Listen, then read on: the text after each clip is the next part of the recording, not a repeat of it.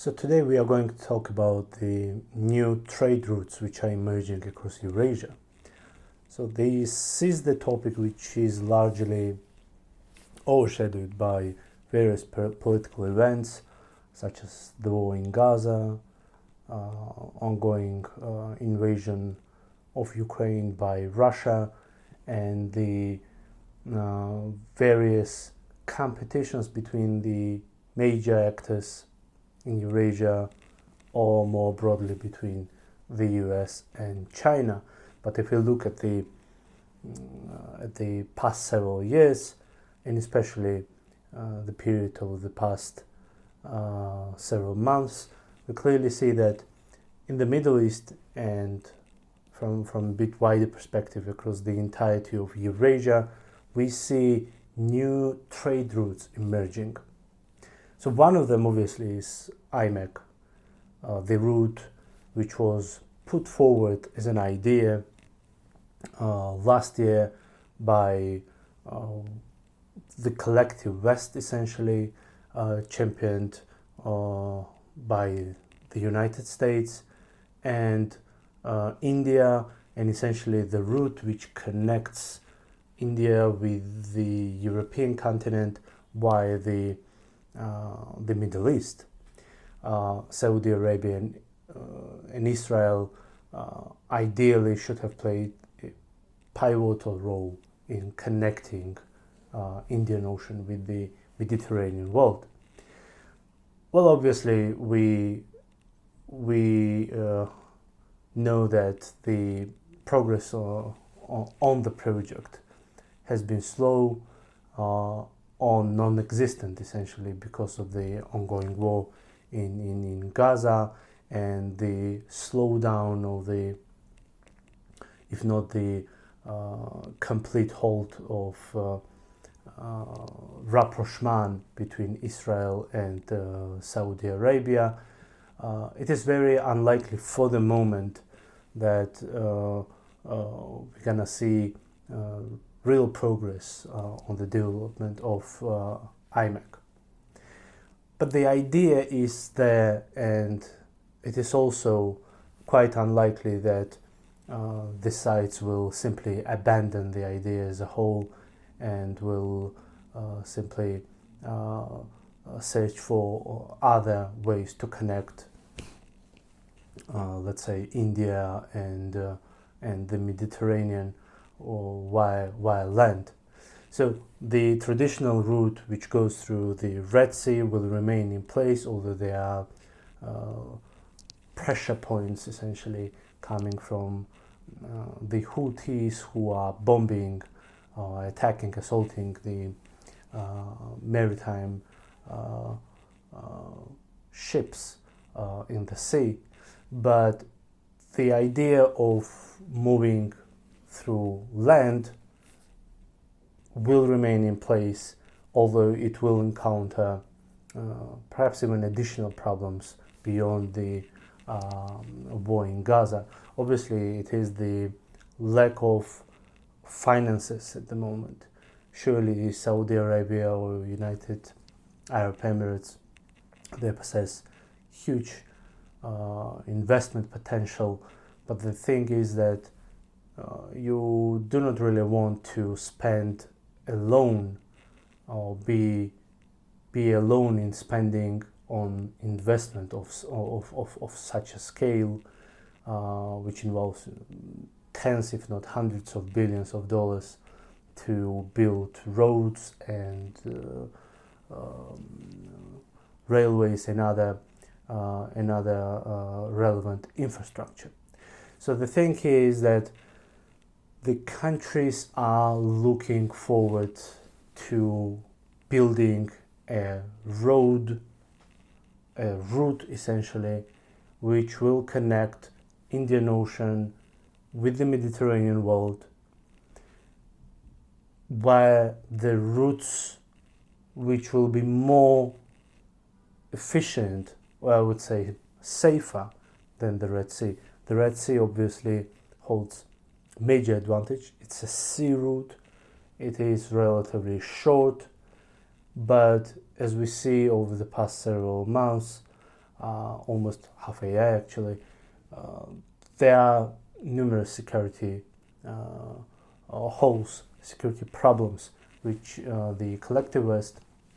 or even the Arab countries can't really fill in. So I would say that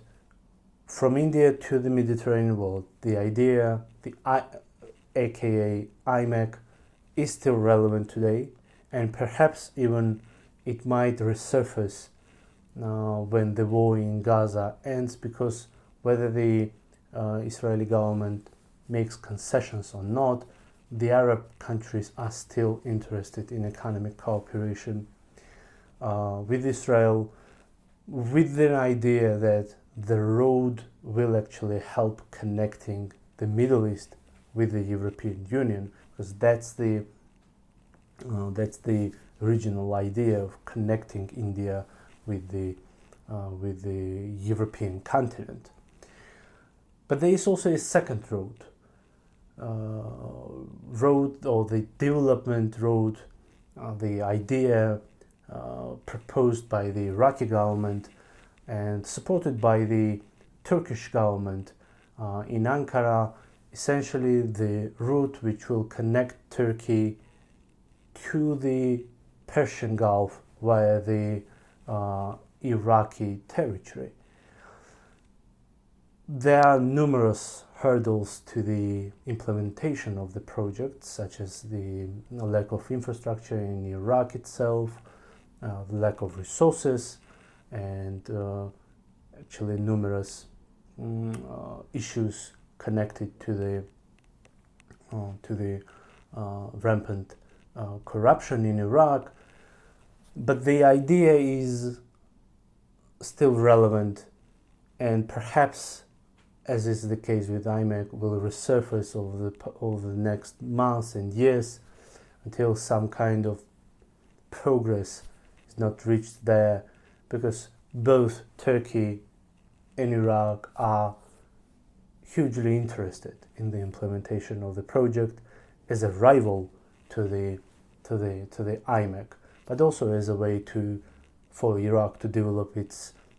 transit potential and serve as a pivot in its development strategy for the future. Turkey is obviously fearing that it might be left out of the major evolving or emerging projects in the Middle East, and that's why Turkish government is actively supporting the development road, which will allow it to be more safely connected and more efficiently connected to the Persian Gulf, and from there to the Indian Ocean. And then obviously you have the another two projects where Iran is heavily involved. One of them is the international north-south transport corridor, which runs from the major Russian cities and ports in the Baltic Sea to the Black Sea and Iran, and then to the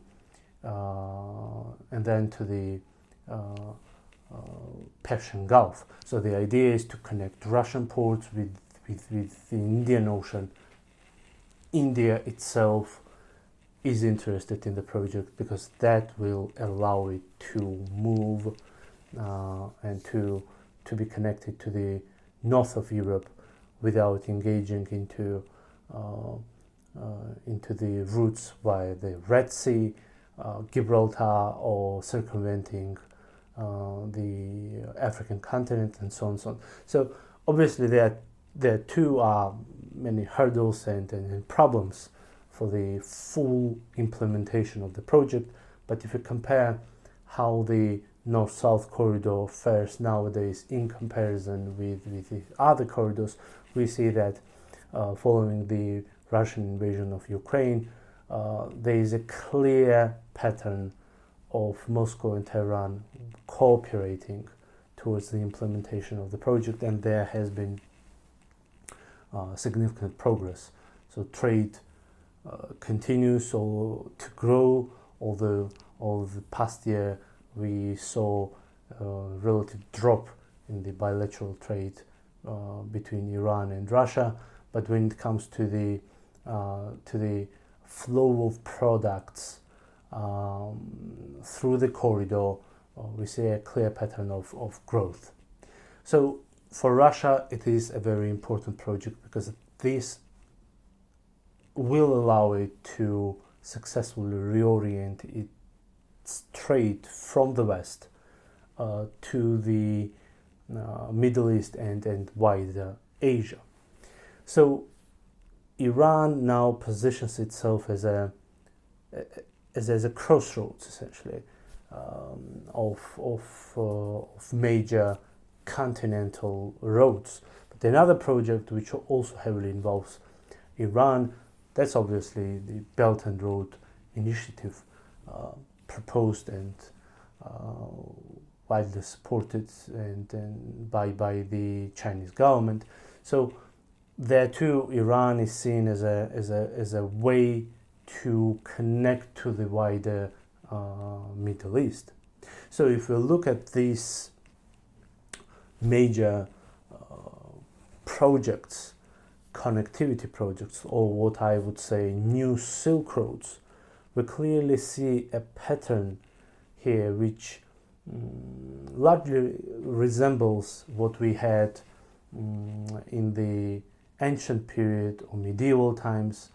when the countries, states in the Middle East, north of Eurasia, China, India, all the states, countries which were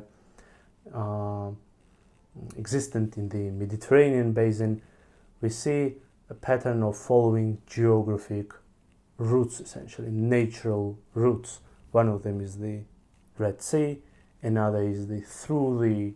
Persian Gulf and modern day Iraq, what was in ancient times Mesopotamia, to connect to the Anatolia, to Syria,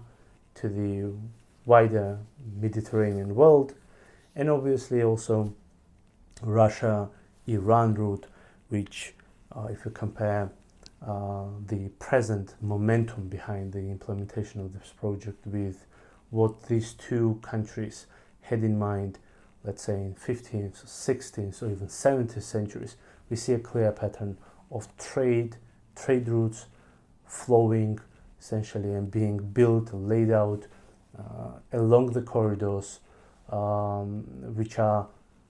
making it physically available for traders, merchants to move in ancient times, in medieval period, or nowadays for roads and essentially railways to move easily from one point to another. And we clearly see that how Iran and Russian state in 15th, 16th, 17th centuries were building the trade roads, essentially trade routes from north of Iran to modern day Astrakhan, Kazan, and other cities of Russia, through the western shore of the Caspian Sea, through the Caspian Sea itself, and the eastern shore of this sea. So essentially, when we talk about modern day trade routes emerging, competing visions for connectivity in the wider Eurasian continent, we see a clear pattern re-emerging essentially from ancient and medieval times and repeating themselves. And geographically speaking, there is nothing new, but obviously given the momentum behind the sort of attention drawn to a number of conflicts in the Middle East and the wider Eurasian continent, the issue of competing roads in the supercontinent are is essentially being overshadowed by by more immediate events on the ground, such as the war in Gaza or in Ukraine.